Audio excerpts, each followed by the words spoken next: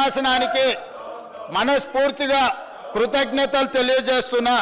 7 మంది జడ్జిలలో 6 మంది జడ్జిలు రాష్ట్రాలకు ఏబిసిడి వర్గీకరణ చేయడానికి అనుమతి ఇచ్చింది.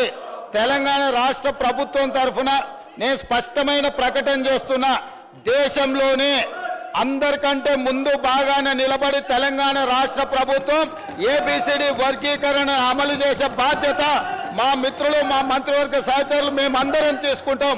అవసరమైతే ఇప్పుడు ఇచ్చిన ఉద్యోగ నోటిఫికేషన్లలో కూడా వర్గీకరణను అమలు చేయడానికి అవసరమైతే ఆర్డినెన్స్ తీసుకొచ్చి మాదిగ సోదరులకు న్యాయం చేసే బాధ్యత మేము తీసుకుంటాము. కాబట్టి ఈరోజు ఈ సభ అందరూ కూడా ఈ అంశం మీద ఏకాభిప్రాయానికి వచ్చి మాదిగ ఉపకులాల వర్గీకరణకు సంపూర్ణంగా సహకరించాల్సిందిగా రాష్ట్ర ప్రభుత్వం తరఫున నేను విజ్ఞప్తి చేస్తున్నా. అధ్యక్ష.